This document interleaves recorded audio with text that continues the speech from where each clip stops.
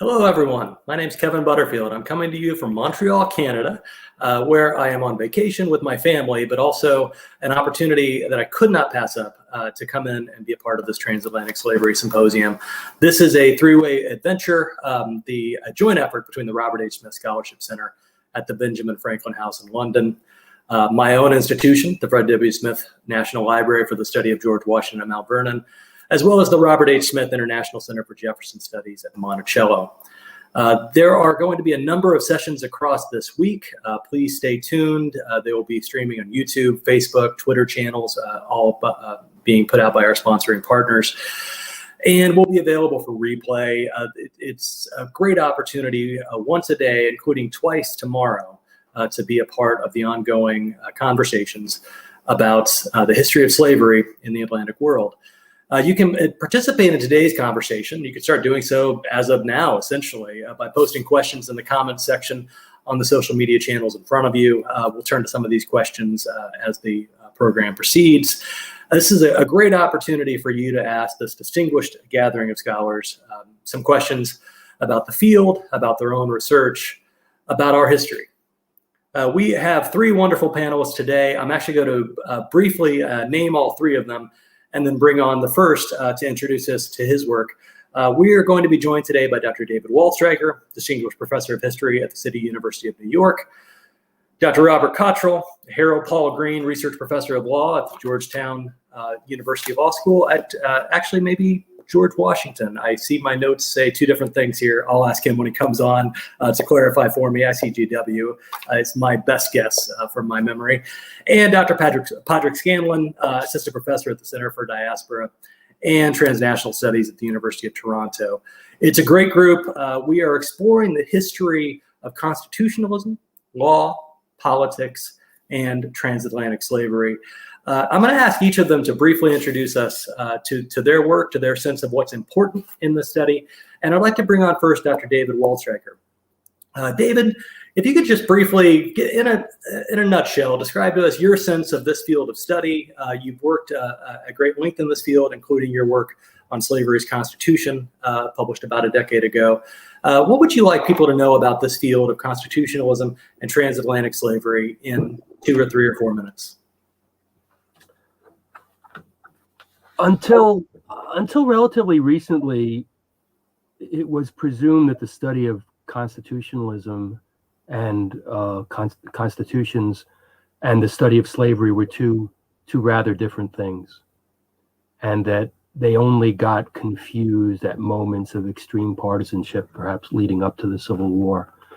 And I think the big takeaway of recent work is that our presumption that slavery has little to do with constitutions and constitutions have little to do with slavery in U.S. history, in Anglo-America, and perhaps elsewhere, is really an artifact of a desire to separate them that some Americans and politicians had, that you could say was partly or even mainly successful in the early Republic, but took a lot of work and shaped the history of both slavery as an institution or phenomenon, and shaped certainly Anglo-American constitutionalism in a lot of ways, many of which are indirect and require further study and require a lot of close attention. Now the question becomes, why do we think that slavery and constitutions have little to do with each other? The U.S. Constitution is one reason. The ways in which the Constitution implicated slavery, governed slavery, but didn't mention it, tried to keep it at bay, tried to keep it from being politicized, or I would say repoliticized, because it had become politicized during the imperial crisis and during the revolution. So we might see the longer trajectory here as attempts repeatedly to depoliticize and repoliticize slavery. And in the early Republic, or even during the Revolutionary era, coming from various directions, coming from folks who were anti-slavery, coming from folks who are pro-slavery, coming from folks who have other interests but who see it as related to matters they care about, and that is a repeated phenomenon that we can see, that I've one name I've tried to give it is the Mansfieldian moment in Anglo-American politics, where political actors find that they can't address important questions, as Mansfield found. And here, Mansfield, in the decision, Somerset versus Stewart decision, is usually credited as the beginning of the end of slavery. He frees a fugitive slave in London because there is no positive law of slavery in England, and thus, just because there's a colonial law of slavery doesn't mean that carries over or carries back to the home country. But I think he does this because it's 1772 and he's a parliamentary sovereignty guy, and he believes that matters like this should be decided in the high courts of England. And the real issue is parliamentary sovereignty. The real issue is who decides. It's a conflict of laws, and that these things get decided at home. So in other words, the issue of slavery and the issue of the imperial crisis come together at this moment. But that's just one example of this phenomenon that repeats itself, and that shapes so much of U.S. history, and shapes the glass half empty, glass half full history of the battle over slavery, where we end up very quickly with it becoming very clear to everybody that slavery can end, but that and is ending in the North, but is going to be very difficult to end in the rest of the country. And then there's this big question of what is its status, constitutional status and legal status, going to be in territories and in new states, as so many new states are created between the Revolution and the Civil War. So I've gone on longer than I wanted to, and didn't even give too many concrete examples. But that's how I see this larger field of play, which I think we're only beginning to bring together the history of enslavement and the constitutional and legal history, and frankly, the political history that is both local and regional and national and international throughout this period. That's a helpful framing to begin our conversation, particularly about American history. I'm going to turn now to Padraic Scanlan to talk about perhaps this inseparability that David introduced, the inseparability between slavery and other things that for so long in our historiography have been kept quite separate. But Padraic, how would you introduce your work and your thinking about the importance or what is important about the histories of constitutionalism in the British Empire and the history of slavery?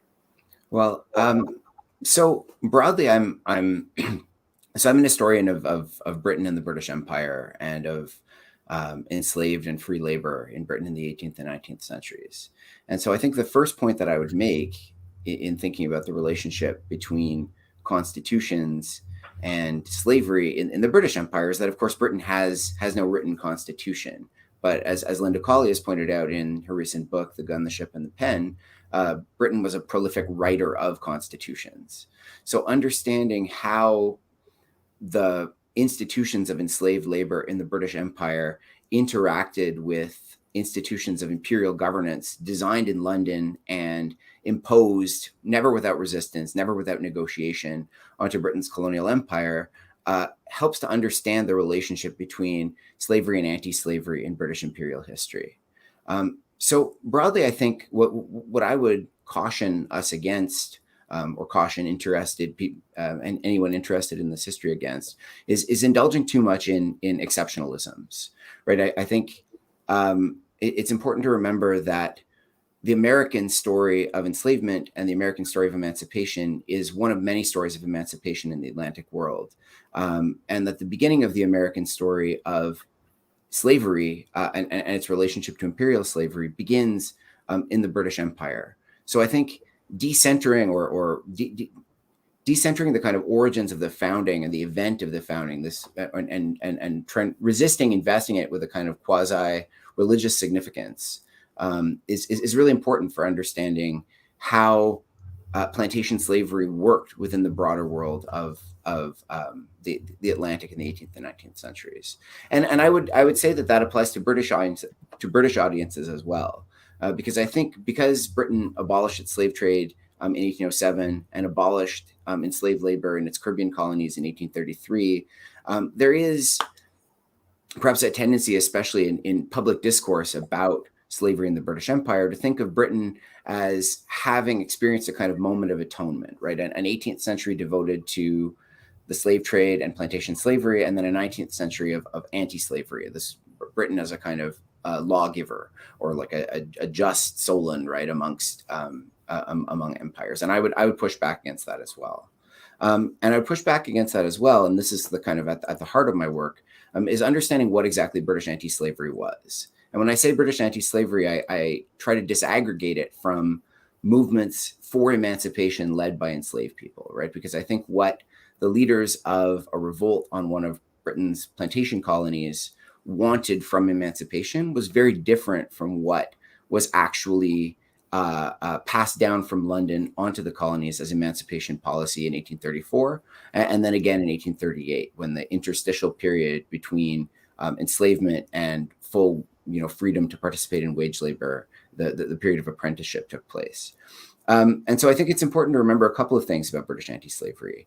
First of all, that it's gradualist, right? One of the broader projects of anti-slavery as an imperial policy in the British Empire was to transform enslaved laborers into wage laborers and to preserve their place within the hierarchy of imperial political economy, to preserve the sugar economy.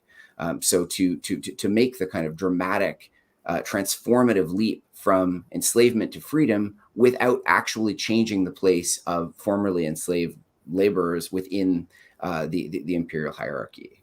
And I think it's also important to note that British emancipation policies are themselves transnational, right? So British abolitionists were very interested in the various iterations of the Haitian Constitution, from Toussaint Louverture's 1802 Constitution through the first constitutions of the kind of imperial period in Haitian history from 1804 to 1806, and then subsequent iterations of Haitian laws governing the relationship between wage laborers in Haiti and landowners and employers. And so that lattice of laws that fix formerly enslaved people within particular places within the hierarchy is, I think, a really crucial aspect of understanding what emancipation was in the British Empire, and something that it's worth bearing in mind in other contexts as well.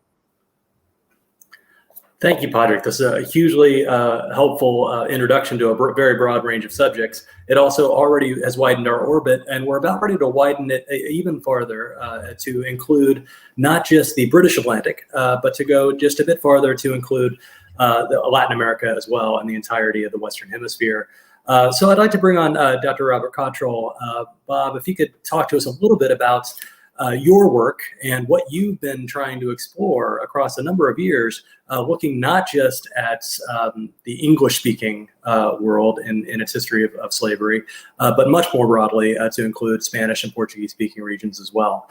What can you tell us about this study, and what's important to you in looking at the entirety of the Western Hemisphere and the history of slavery and laws and constitutions? Okay, well, thank you very much. First, I should say it is George Washington, not Georgetown. I think the question for us, those of us who are interested in transatlantic slavery, is to sort out perhaps the different questions that we're interested in. The question that I find most fascinating is, what is the challenge that the Enlightenment and the liberal movements for independence creates for slave regimes in the Americas? And I think this actually gets us into three intertwined issues: race, slavery, and Afro-American citizenship in the Americas. Again, these are different, they're distinguishable, but they are indeed intertwined. I think if we're talking about the United States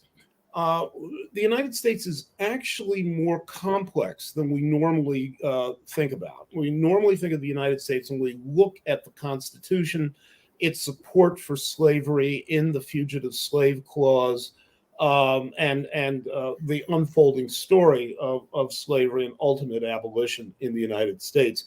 But even looking at antebellum United States, let me see if we can disaggregate some of the issues that we need to be discussing. One is the United States Constitution itself, which does clearly give support for slavery, and yet is remarkably silent on the issue of race. You will not find racial terms in the initial Constitution as such.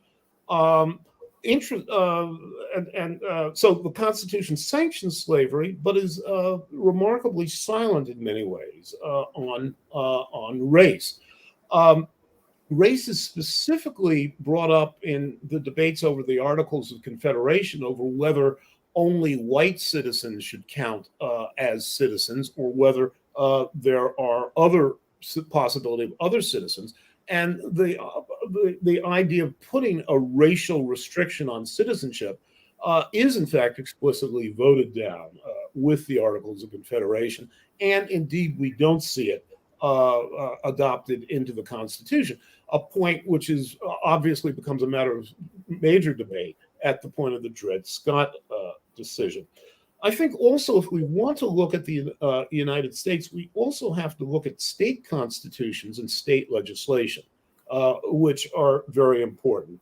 The constitutional era is the beginning of the end of slavery in the North. And two states, Vermont and Massachusetts, their Supreme Courts explicitly say slavery is inconsistent with our constitutions, with our free and equal provisions clause. You also have the beginning of gradual emancipation in the other northern states. One of the curious, or one of the anomalies that I'm always interested in looking at the period immediately upon attainment of independence, is this question of race, and particularly suffrage. As the United States becomes an independent nation, the possibilities for where it will go racially are not totally clear. One of the things I've always found remarkable is a majority of states at the time permit Black suffrage. That is, free Black men with appropriate amounts of property do in fact have the right to vote. The only states that have explicit white-only provisions are Virginia, South Carolina, and Georgia. The others allow some possibility for Black suffrage, and this is not an accident. In other words, the issue is brought up, is debated, white-only suffrage provisions are proposed and voted down or somehow fail. In Massachusetts, it fails by actually a referendum, which occurs. Interesting in terms of this question of race and citizenship, and going along with or having to be considered with respect to slavery. The Spanish-speaking nations of the hemisphere are interesting because, to a great extent, they seem to follow or have a pattern similar to what occurs in the northern states after the American Revolution. That is, the abolition of slavery comes about after the Revolution for Independence, after the revolutions which are at least nominally liberal and proclaim or profess the equality of human beings. They seem to act on it, usually with gradual emancipation provisions, which is what occurs in the northern states. But nonetheless, the principle is in fact recognized, that what we just fought for is incompatible with slavery. That brings me to the last consideration that I'd like to throw out, which is Brazil. Brazil, I find absolutely fascinating. The Constitution of 1824 proclaims the citizenship and equality for all free Brazilians. And they explicitly include manumitted slaves, termed libertos in Portuguese, within the ambit of free Brazilians who are both free and equal. And yet this is occurring within the context of a huge race-based system of slavery, and one which would not in fact be abolished until 1888, until in fact the end of the 19th century. Brazil is fascinating because I would argue that all the other slave societies, and I'm using the term slave societies a bit advisedly here, but all the other slave societies that achieve independence in the late 18th and early 19th century, it seems to me have consistent approaches to the question of race and slavery. The northern states of the United States and the Spanish-speaking nations of the hemisphere basically say slavery is incompatible with the liberal revolutions for independence that we have just fought. And therefore, we have to abolish slavery by one mechanism or another, either instantaneous or gradual emancipation. The South initially, at least as might be registered by the voting information, might be said to be a bit ambivalent on that score. But certainly as the 19th century unfolds, the South becomes explicitly pro-slavery and anti-egalitarian.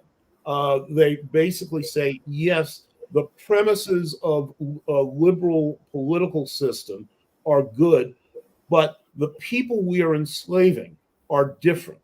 They are not suitable for this liberal regime that we have created. Brazil is the society that's hard to explain. It has liberal precepts in its 1824 constitution. It breaks away from Portugal. It establishes clearly establishes citizenship for free Afro-Brazilians, with some of them in prominent positions in the government and other sectors of society. And yet it continues to maintain a large system of race-based slavery, which in fact does not end until the end of the 19th century. And so I find it fascinating because that's the society that is inconsistent, and in many ways it's hard to explain what's going on there. Let's bring in David and Padraic to join this conversation. And I'd like to go again to David initially, and then to Padraic next on this question. Thinking as an American historian and as a historian of the British Empire, I wonder if you could speak briefly to Bob's perspective. Were there ways in which what was happening in other slave societies and in other empires that utilized slavery for production were shaping what you see in American history and in British imperial history? David? Well, certainly. And lately in the scholarship, there's been a lot of excitement about the effects of the Haitian Revolution on slaveholders and on the aspirations of people of African descent in the Atlantic world. And that's all. And I learned this from my mentor, David Bryan Davis, decades ago. To me, it's not news. And I don't want to downplay it, but there's a way in which focusing on the spectacular, if not exceptional, results of the Haitian Revolution in Haiti and its reverberation elsewhere leads us to downplay just how international and comparative the conversation over slavery and race and law was all along, as Professor Cottrol has described it, and that historians are rediscovering again what David Davis knew, that all this took place on a Western, if not global, stage in which comparisons are always being made. And this comes up as a theme in my work, insofar as I started to notice that both Franklin and Jefferson, who maybe make the most anti-slavery statements, if not actions, among the founders arguably in the 1770s and 1780s, are usually doing it, usually saying those things to friends who are anti-slavery, often in England, and not to others. They're very aware of an international audience, and that's shaping everything they do. And they know the problem of slavery is an international political problem. It has the potential to be embarrassing. It has the potential to have implications that cross borders, and that there's really you could say, oh, we're finally wising up and getting global in this field, and we're finally being cosmopolitan about it. We're really catching up to the participants at the time who had a larger vision, because slavery requires one to have a larger vision, because it's an inherently international phenomenon. And to me, this is just the idea that it's not is just another way in which we've been hoodwinked by the antebellum Southern worldview, which says that this is a peculiar domestic institution. That idea did a lot of work. It made it not only exceptional, it made it domestic, and it wasn't.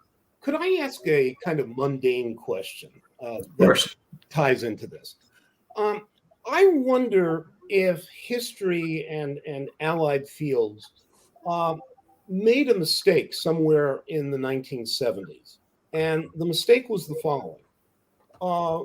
History departments and other fields basically decided to allow a substitution of statistics for languages. Normally, the tradition had been a language two languages for a doctoral program. And in the 70s, statistics began to be a substitute. And perhaps it made sense in the 70s when you actually had to learn the math and you had to learn a programming language and so forth and so on, as opposed to today simply dancing around with SPSS for Windows or one of its clones. But I wonder if one of the things we've done is we've taken away the expectation that a person who is going to become a historian is going to, at a very minimum, be able to read the literature, the secondary literature, in other languages generated by scholars in other countries, not to mention the possibility of doing archival or primary source research. But those of us who are in U.S. history, and I can't speak for Britain and the Commonwealth, but I think students who are in U.S. history programs are accustomed to the idea, well, you will do U.S. history and you will do any comparative reading that you will do will be secondary sources in English, and we'll sort of call it a day at that. Was that a mistake, and are we robbing graduate students, potential future scholars, of the possibility of doing comparative work? Thoughts? David Shirley, you have thoughts on this? I do. I want to give Padraic a chance maybe to jump in first if he wants to. But okay. I agree with everything that was just said. I'm tempted to add that the substitution of statistics for languages was part of a social history revolution where it was presumed that if we're going to get at a reality that tells the story of everyday people, it has to be local, and that mainly statistics. While it was true that the study of the international slave trade did rely on economic statistics that were about trade, that were not just local, generally the community studies revolution and the counting demography and such things was tended to turn away from anything that was national, much as well as international, and made it seem like that was another factor in making it seem like there was something about languages, that studying languages was to do elite history, and that wouldn't get you anywhere near slaves or slavery. This is an interesting thought to pursue, but let me stay on topic and for a moment to bring Padraic in on the inherently comparative and interactive nature of the different imperial histories of slavery at the time in the 18th and into the 19th century. What did you see in your research, and how would you describe the interactions? I mean, I think the first thing that I think we all need to remember and bear in mind is that, in the 18th century, the Caribbean is the heartland of enslaved labor in the Atlantic world. It is the place where most enslaved people are disembarked. It produces the world's most important cash crop, global cash crop, sugar, the demand for which is virtually, elastic and inexhaustible in Europe. And the Caribbean itself is a transnational space. Colonies belong to Britain or to France or to Denmark or to Sweden or to Spain or to Portugal, but they exchange hands throughout the 18th century. And virtually no 18th century war in Europe doesn't have a chapter with the Caribbean as a theater of colonial war. And so a colony like Trinidad, which is part of the British Empire, part of the British Commonwealth now after independence, changed hands multiple times and ended up having multiple overlapping legal regimes. And so the idea that there was something specifically British or specifically French or specifically any particular sort of European colonial footprint on a Caribbean sugar island is something that I think we need to be cautious about. And the second point I would add on that question is that, I think in the book Atlantic Crossings, Dan Rogers has this vision of how governments make policy in relationship to other governments. And he has this idea of sort of a box full of holes sitting on a shoreline as the waves wash over it. And waves wash over the box, and sometimes liquid stays in it and sometimes it doesn't. So what you end up with is this kind of admixture of different policies from different places, all seen through the same lens of the people who are actually kind of holding the box and making the policy. And you see that very clearly in British emancipation policy when it was being designed in the 1830s. The British government held a select committee, struck a select committee that convened for months and invited people from Haiti, but also from Mexico, from Pennsylvania, from New Jersey, from Gran Colombia, right, from the Bolivarian republics, and interviewed them about how emancipation was managed in those jurisdictions. And then the thing that came out of it in the British Empire, emancipation policy, included elements of all of those different specific, regionally specific and nationally specific emancipation policies, but also in the end was built in service of a series of imperial goals that Britain had for emancipation, like the preservation of the sugar economy and the transformation of enslaved laborers into low-wage laborers. And so I think one of the challenges of writing history in this kind of context is understanding and finding the balance between transnational influences on policies that are national and the kind of overall world of constantly exchanging and moving ideas and people and concepts. One thing I would just add as a kind of footnote to that, if I might, the Caribbean is tremendously important, but I would put in a bid for Brazil. Better than 40% of the Africans who come to the Americas come to Brazil. It dwarfs every other New World society. And especially the United States. 10 times more Africans come to Brazil than come to what would ultimately become the United States. It's an area that has to be engaged. It seems to me in this conversation. Bob, very briefly, I wonder if you could, for the Americanists in the room, and I mean that to include all those people watching as we speak, how would you characterize the nature of enslavement in Brazil in comparison to what people like myself, who happen to have passed through historic sites like Mount Vernon and are well read in American history? Is there a way you can help just sort of in a nutshell capture the distinctions between the two slave societies? If I were to give the Reader's Digest version, I would say it's the following. Slavery in Brazil is far harsher physically than it is in the United States. The people who come to the sugar plantations in the Northeast are worked to death in a very short period of time. And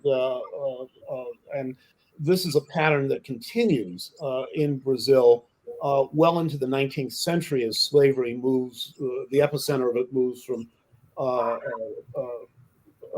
sugar and mining to coffee cultivation in the southern central regions. On the other hand, there's more possibility for freedom, for becoming a citizen, and upward mobility for Afro-Brazilians, so that some Afro-Brazilians, even as slavery is tremendously harsh, are rising to the top of Brazilian society. There's a book out by a Brazilian historian, Kayla Greenberg, which has just been translated into English. And I don't know the English title. The Portuguese title is O Fiador dos Brasileiros, the Guardian of the Brazilians. And it has a very different title in English. But it's about a free Afro-Brazilian who is a lawyer, who is an advisor to Dom Pedro II, the emperor, and who himself is a minor slaveholder. And he's in an anomalous position because he's fighting, or what to U.S. observers would be an anomalous position. He's fighting against discrimination against free Afro-Brazilians, and yet is very much a conservative in terms of slavery and the possibilities of manumission for slaves. What should the law have to say about manumission? So if you look at it, her name is spelled Greinberg,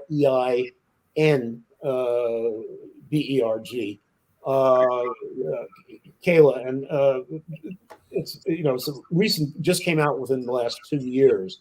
And again, it's the translation of this, and it's a fascinating book, just in terms of what to U.S. observers would seem to be a kind of cognitive dissonance. He's a supporter of equal rights and against racial discrimination, but yet is an upholder of the slave order.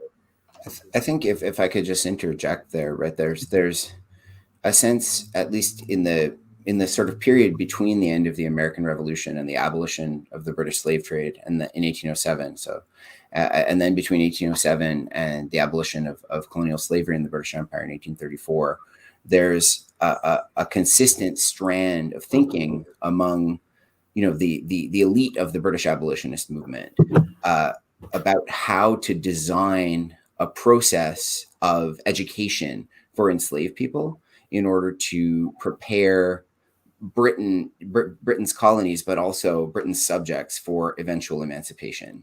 And I think that the idea that emancipation would not mean equality is something that I think that British abolitionists, at least, were extremely comfortable with. In fact, they presumed it as a basic precondition of emancipation. I mean, all but the most sort of radical of the abolitionist movement conceived of emancipation as the first step on a very long pathway towards civilization, and civilization meaning more or less the reproduction of British social and class relationships within colonial societies, and the replacement of the culture of enslaved people, sort of preserved under conditions of tremendous brutality and pressure, with the conventions and culture of the Victorian bourgeoisie. So I think that holding those two ideas in your mind is something that's challenging when writing about the history of slavery and emancipation. Understanding that emancipation, as designed by imperial politics, doesn't necessarily look like the freedom and autonomy that enslaved people fought for. David, I wonder if I could turn to you to discuss a bit more. In your introductory comments, you introduced us to the constitutional efforts of 1787. Bob pursued that a bit and also added in state constitutions. I wonder if you could talk to us a bit about constitution making in the post-revolutionary era into the 19th century, if you'd like, and the institution of slavery. What is your sense of the interactions going beyond just 1787, perhaps to discuss ratification and the impact of the 1787 Constitution on subsequent state efforts? Well,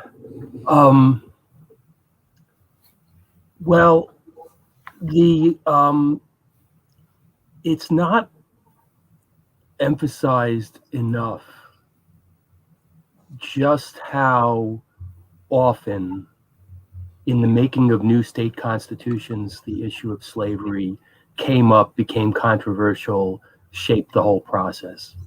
I guess the tip of that iceberg would be the Missouri crisis, where you have this major constitutional crisis that is seen as sometimes seen as a real break between, say, the early republic and the truly antebellum period. We're on the road to civil war because they're talking about the possibility of civil war in Congress over this question of what the Missouri Constitution is going to allow and not allow with respect to slavery. And then in the second Missouri crisis, not coincidentally, they think they've resolved the slavery question, and then it becomes a question of whether free people of African descent will be allowed and what their futures will be. And I only learned recently in working on my book about Phyllis Wheatley that there was a parallel moment in Massachusetts in 1777 when they were the first Massachusetts Constitution, the one that didn't really happen or work out. They have the initial proposal. There is mostly done in the legislature to write a draft constitution, and they talk about banning slavery. They get rid of that, and then they propose this almost universal suffrage constitution. But they also strengthen the executive is too strong, and they're still upset about things that the colonial governors Hutchinson and Gage and others had done. And so as they're revising it, there's a set of compromises about executive power and about suffrage. So they get less suffrage in order to compromise it, and then it gets out. And in the new suffrage aspects of it, when in setting limits, they explicitly mention a color line where they say where they disfranchise free blacks and natives. And so it's not about slavery, but the question, these other questions that are constitutional questions, who's going to be a citizen, are never far away, and they're not just after. Well, slavery's taken care of. Professor Cottrol pointed out that even in America, or even in the United States, even in the North, this is obviously a related issue that is mutually informing, and then there ends up being a debate that goes on in the press for weeks about what the implications of. And what's amazing about it in 1777 is that unlike in most subsequent moments, it's very clear that the people who want more suffrage for everybody point out the hypocrisy and the problem with having a racial distinction of suffrage. So for us, all the good guys are on the same side. Isn't this amazing? But it shows just how multifarious the possibilities were, and how almost inevitable these conjoined debates about democracy and race and slavery were. This is making me. I wish I had put this in Slavery's Constitution, in my book Slavery's Constitution, because it's another perfect example of how these questions were inseparable, even in places where it seems like it wouldn't matter that much.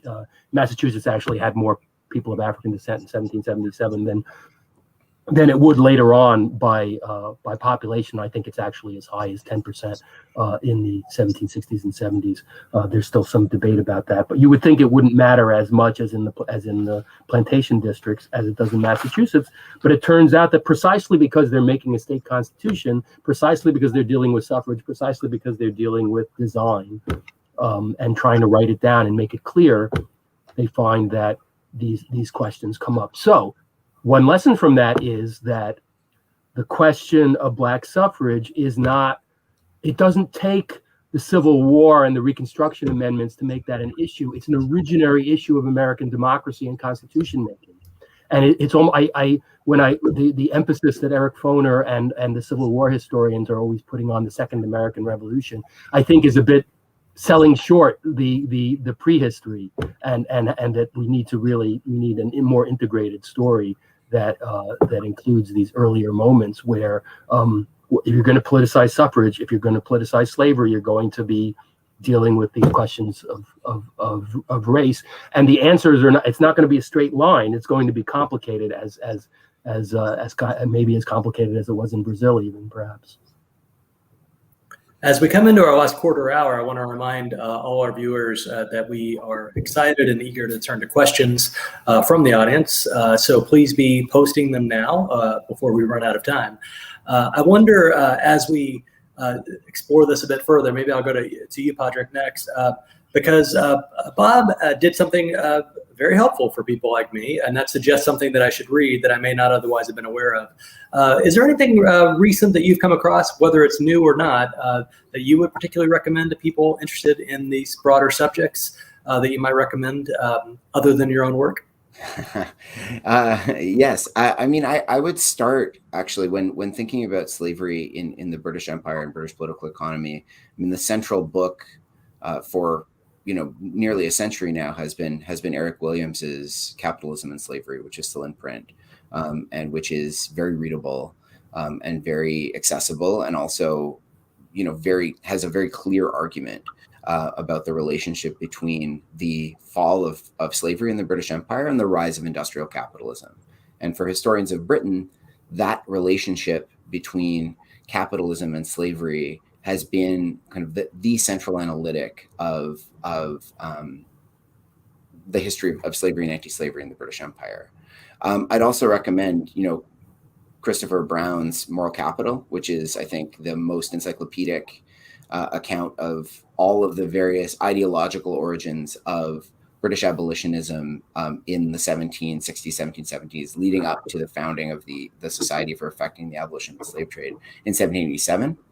And I would actually recommend a couple of sort of city studies of how slavery works in practice and the relationship between free and enslaved labor.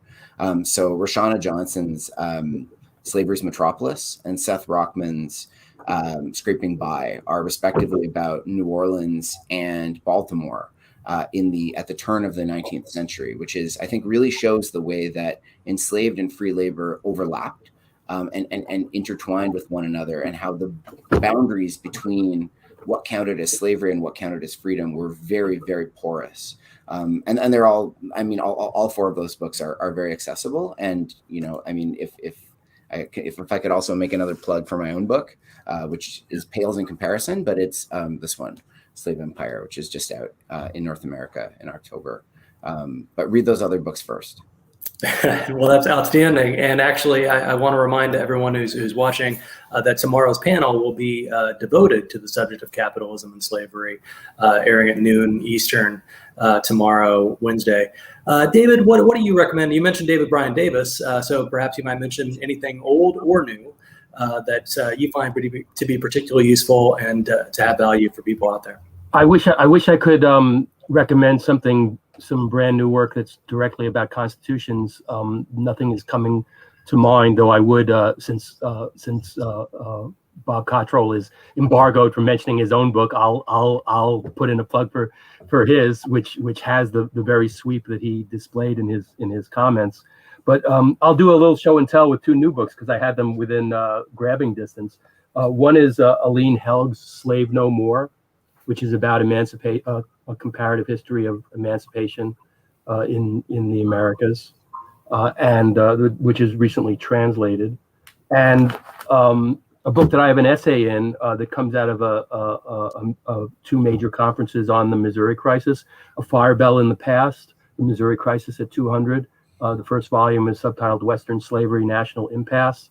So there's a lot of good political and social history about what was going on in Missouri and what's going on in national politics that leads to this major event. And since I said a bit about it, this is really the most up-to-date research. And this is just out from University of Missouri Press. And the follow-up volume is going to be coming out next year. So this was a successful bicentennial project coming out of the Kinder Institute at University of Missouri. Outstanding. I'm a proud alumnus of the University of Missouri, and they are doing great work there. Padraic, I wonder actually if I might turn to you to follow up on something Bob mentioned. He described an individual, someone, a historical figure that was particularly fascinating, intriguing, enlightening. Could you do the same? Is there any individual that you might introduce us to from your sweeping study that can help us just sort of bring it down to ground level and the story of an individual person. Right. So there's a man named Robert Wedderburn, who, if you've read The Many-Headed Hydra by Marcus Rediker, there's a chapter about Robert Wedderburn in there. But Robert Wedderburn was the son of an enslaved woman and a very prominent Scottish plantation owner and slaveholder. And Wedderburn went to England. He was born free. And he went to England and had a very interesting, kind of tumultuous, radical life. He was a Unitarian minister. He preached free love. He was imprisoned several times for all kinds of things. He eventually moved back to the United States and kind of disappeared. And the interesting thing about Wedderburn, and a lot of his work is available pretty readily digitally, is that he shows the trajectory of, I guess you might call it, pessimism among people of African descent about the possibilities of emancipation in the British Empire. Because in the 1810s and 1820s, he is perhaps the most passionate and radical advocate for immediate emancipation and full citizenship for enslaved people, in his native Jamaica, but also elsewhere in the British Empire. And then by the turn of the 1830s, he writes a pamphlet addressed to Henry Broome, key jurist in the British Empire, saying that no, in fact, emancipation should be delayed and replaced with a very gradual pathway to emancipation that leads in the end to, even if it takes 20 or 30 years, to freed people owning the land that they worked. And so I think that Wedderburn's change of heart, and there's actually a really interesting article about him called A Radical Change of Heart by Ryan Hanley. And I think Wedderburn's trajectory from a kind of passionate immediatist to a sort of pessimistic advocate for a slow, gradual emancipation says something about what kinds of forces were at stake in Britain, particularly when the British public, almost with kind of one voice, turned against slavery in the 1820s and 1830s. And I think it's worth thinking in the British context that any movement that had that much public support at all levels of government can't possibly have quite the radical potential that some of its advocates hoped it would have. So yeah, Robert Wedderburn. It's very helpful. I'm going to go to an audience question now, and actually I think this is one that Bob may be best equipped to speak to initially. It's coming to us regarding the transatlantic slave trade. And besides the constitutions of the U.S. And the unwritten constitution in Great Britain, what other countries had constitutions impacting the slave trade in the broader Atlantic region? You mentioned a Brazilian constitution in the 1820s. Are there other constitutional and constitutions of significance for shaping the slave trade and the history in the 18th and late 18th and early 19th centuries? Not so much the slave trade, but you do have the constitutions of a number of countries indicating that a common phrase you see in some of the Spanish constitutions is nobody is born a slave in our country. And that doesn't immediately end slavery. It usually prompts gradual emancipation legislation, which is often talk in terms of enforcement. I'm thinking particularly of things that I've read of Peru, Carlos Aguirre, Agents of Their Own Liberation, who discussed how iffy emancipation actually was in Peru, despite gradual emancipation legislation. But you do have the idea, at least in the post-independence constitutions, that slavery is to be abolished, though the constitutions themselves usually are not the mechanism. It's usually legislation pursuant to the constitution. You mentioned in some earlier comments something that leads into a second question that we have when you were describing Vermont and Massachusetts. Almost all of the first 14 state constitutions were written before the U.S. Constitutional Convention, according to one questioner. Let me see who this is. Jim Gallagher. Perhaps we should view the reverse, the impact of the state constitutions on the 1787 Constitution. David, your thoughts on earlier constitutions, state constitutions shaping what happens in Philadelphia in 1787? I think that's a great question that I've only just started, as my meandering remarks about Massachusetts suggest, I've only just started to think about.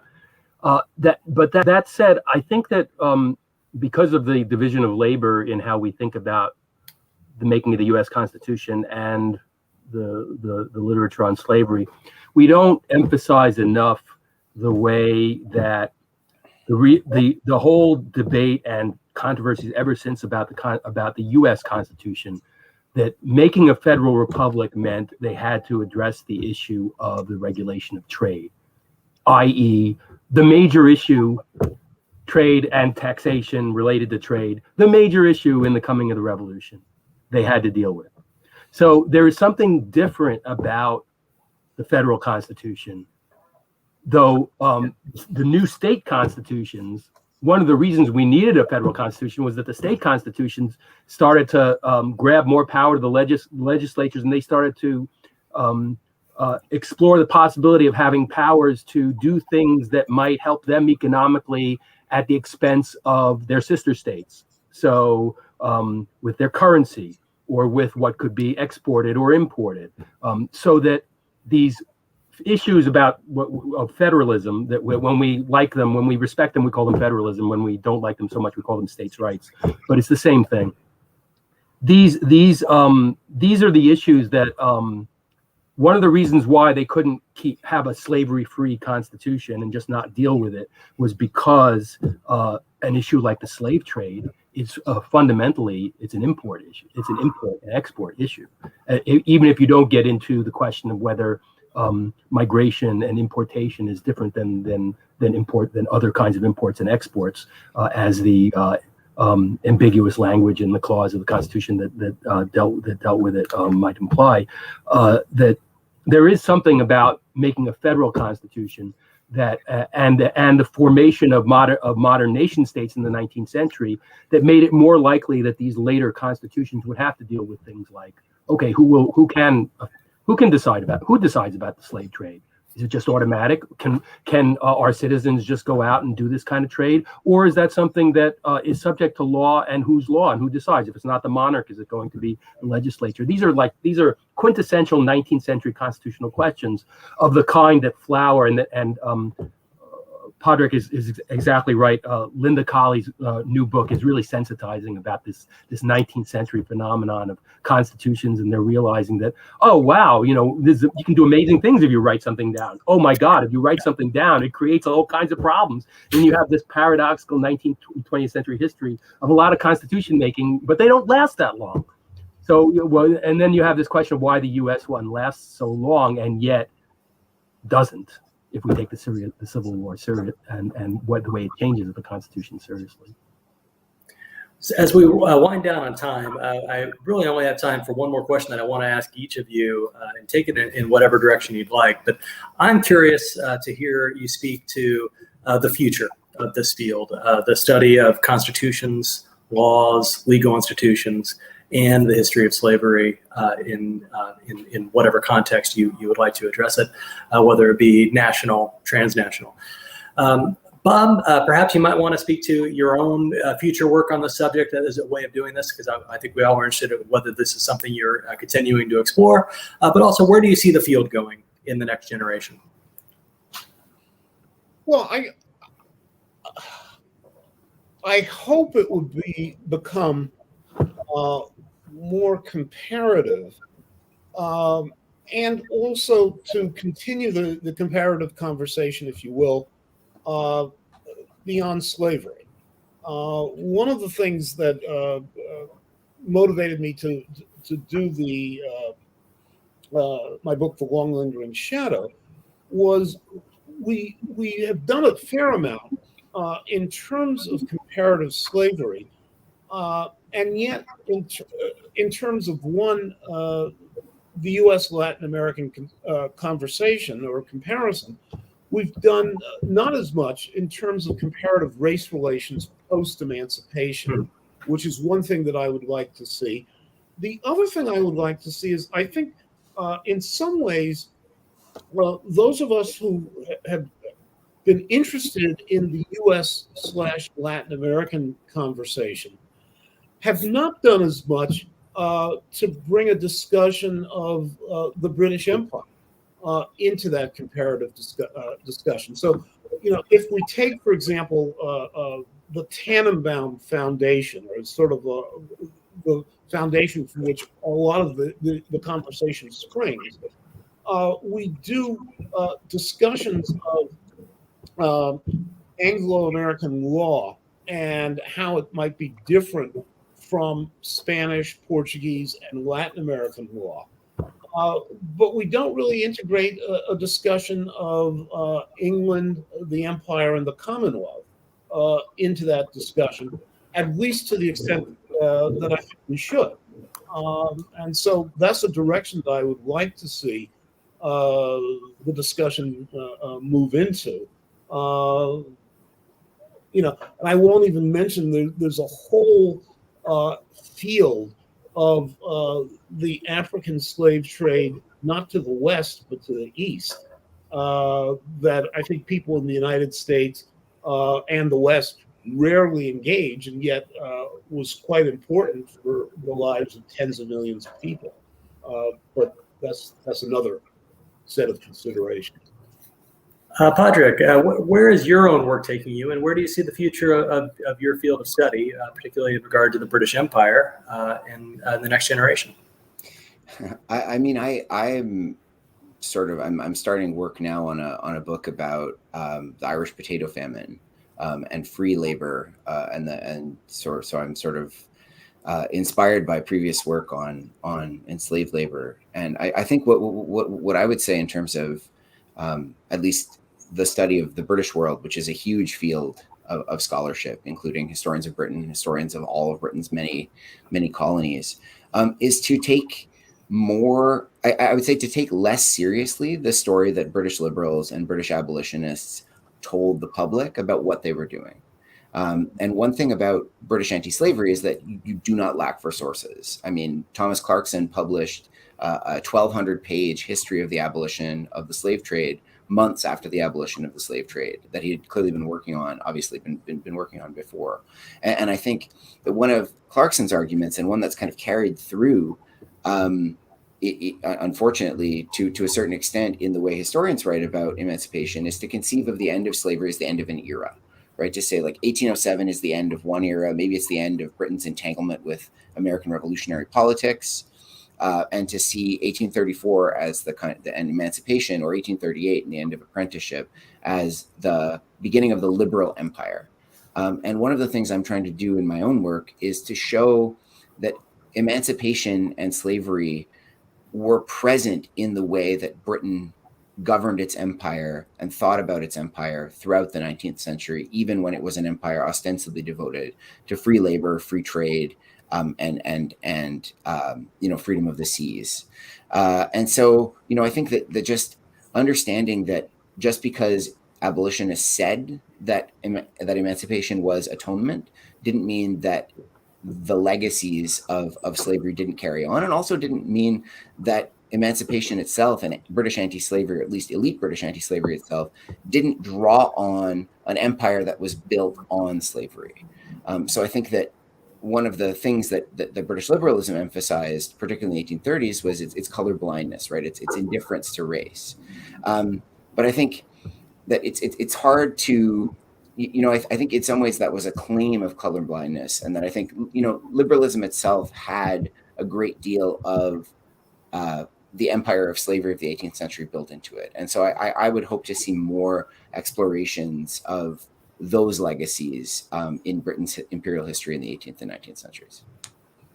And David, I wonder if you could speak to the future for Americanists studying in these fields. What do you see, and where is your own work taking you if you're continuing to work in this field? I I don't know what's going to happen, but I hope that it becomes less partisan, the study, because there seems to be a tendency among American historians these days to say that either the Constitution was a pro-slavery document and sound like John Quincy Adams and say it was a menstruous rag and that needs to be thrown out, or that it's been ruined, corrupted, or to say that, oh, it was really anti-slavery, and as Frederick Douglass eventually came to say or emphasized. And look, if Frederick Douglass says that must have been the case, ignoring the fact that Frederick Douglass changed his mind about it and was a political actor and may have been deciding to emphasize the glass half full in order to get something done. As I've been gratified by more attention being paid to the topic, I'm a little worried. I've been concerned about how my own work gets used as to make points that I didn't think I made. I emphasized that the Constitution was operationally pro-slavery and was more pro-slavery than not, but I never said it wasn't there were no anti-slavery uses or dimensions of it, or that it didn't have ambiguities. And I think that treating it as normal politics or as connected to the rest of politics is helpful in avoiding that trap, because I don't think it's helpful in understanding either past or present politics to just be emphasizing one dimension or the other. In a way, it separates the issue of slavery from the rest of politics to just say, to take this, to sound like an abolitionist or like a pro-slavery ideologue and saying that, well, it's only one thing, and and then cherry pick the evidence. And I think that there's been too much of that lately, and even though people often do so with good for political reasons, with good intentions. Well, thank you to all of you out there who were part of this conversation today. I'm thrilled that Bob, Padraic, and David could join us and talk about this broad field in this ongoing Transatlantic Slavery Symposium. Remember that there's more going on tomorrow, both at the noon hour Eastern Time and a keynote shortly thereafter. I'm excited to have been able to be a part of this while on vacation in Canada, but also I've just am thrilled that people will be able to access these conversations, that all those that take place over the course of this week. In the future, you're going to be able to come and track these down and watch these immediately after each program ends, which this one is about to do. Thank you to all of you. Thank you for joining us for an hour, and we'll see you again tomorrow. Bye-bye.